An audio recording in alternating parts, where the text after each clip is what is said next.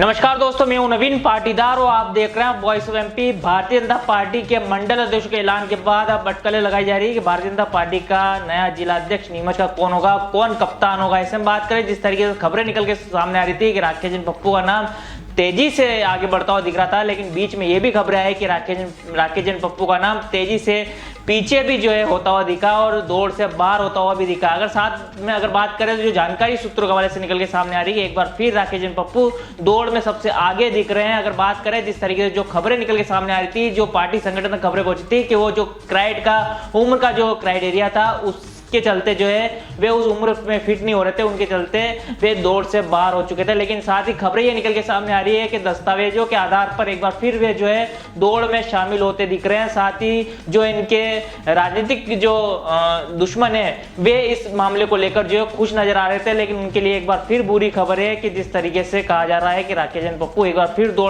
दौड़ में शामिल होते दिख रहे हैं। जानकारी ये भी निकल के सामने आ रही है कि राकेश पप्पू को लेकर लगातार संघ भी खुश है, उनके कार्यकाल को लेकर, उनके जो जनसेवक के रूप में जो काम करने पूर्णा सेवा समिति को लेकर, साथ ही जो फीडबैक उनका ऊपर गया उसे लेकर संघ के साथ भारतीय जनता पार्टी का जो हाईकमान संगठन है वे भी खुश है। इसमें बात करें तो राकेश पप्पू के नाम पर लगभग मंथन होता दिख रहा है, सहमति बनती हुई दिख रही है। साथ ही अगर बात करें तो राकेश पप्पू और पवन पाटीदार जो है ये दो चेहरे अभी तेजी से आगे बढ़ते दिख रहे हैं।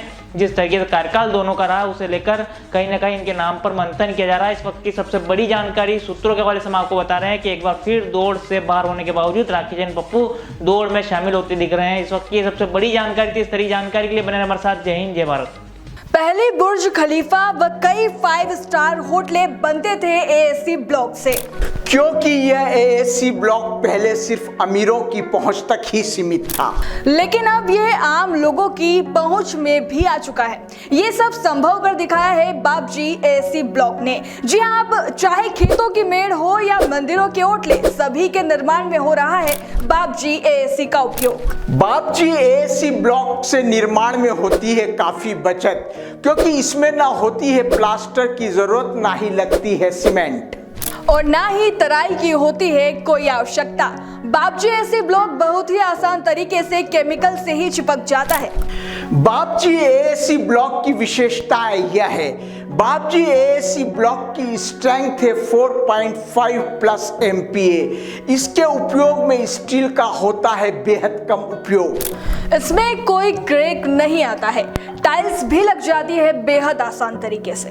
तो आप कर रहे हैं किसका इंतजार? आज ही संपर्क करें Bapji industrial private limited, Jhanjharwada, Neemuch, Madhya Pradesh. Contact number 9238573652, 7869716052, 9589506052।